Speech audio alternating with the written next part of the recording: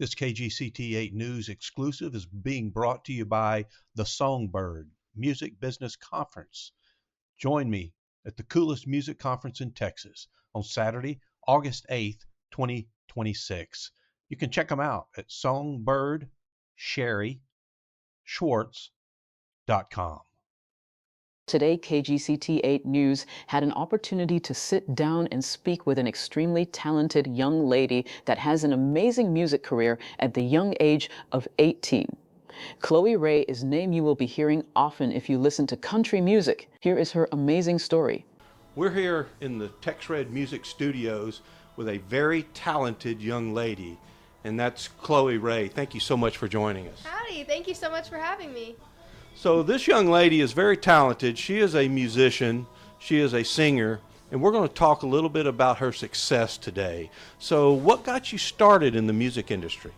Well, I've actually been in the entertainment industry since I was 5 years old. My mom put me in vocal lessons at the Caldwell Entertainment Studios, and ever since then, music's always been a part of me, had my heart.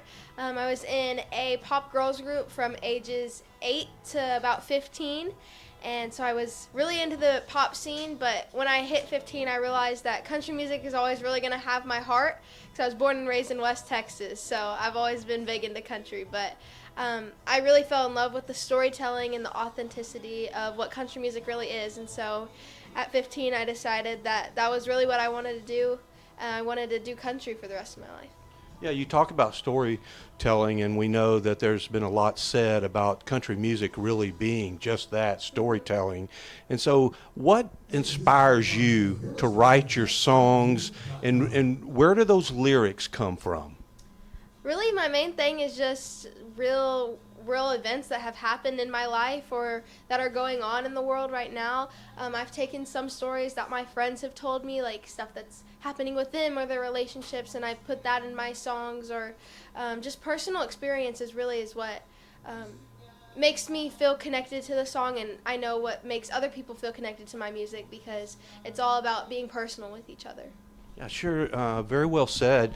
And let's talk a little bit about your career so far. It sounds kind of strange at your age to say, let's talk about your career, but you've had a very long career by some standards.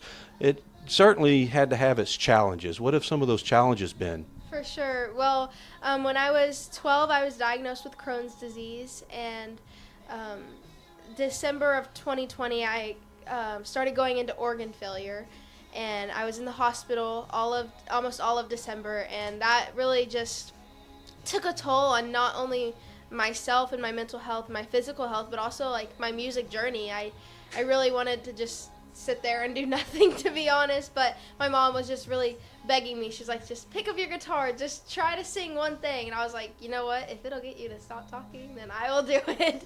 And so when I was in the hospital, I finally picked up my guitar after weeks of not doing it, and there was just something like in the room, like as soon as I started singing and playing, it just like the whole energy of the entire room was just completely changed. And ever since then, I really knew that music was what was gonna help me in life, and that I was meant to do music for sure.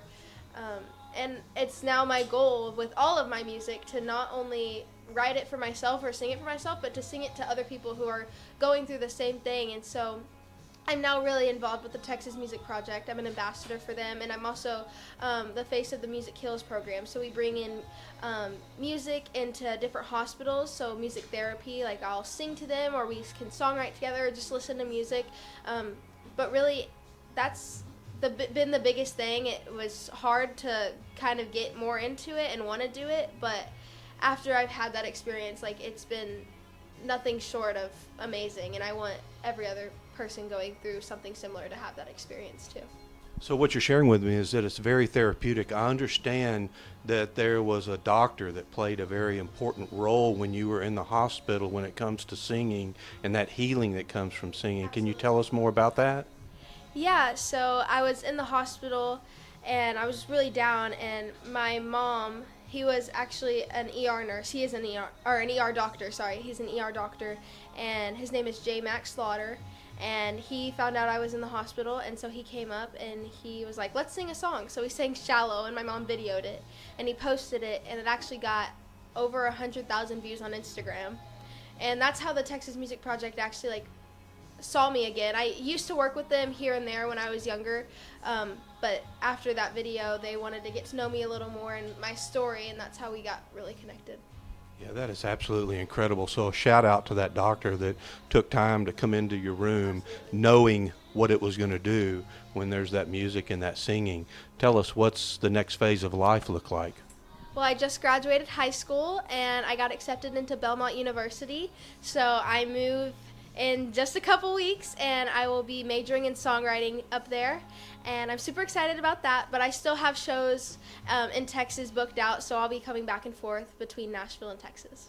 Okay, so you got a big step you're making, going off to school and continuing your career, but you're not going to leave Texas. You're still going to be back performing. Yes, for sure. So tell us, what are some of the big events you got coming up? Well, for sure, the Josie Music Awards. I'm actually nominated for 3.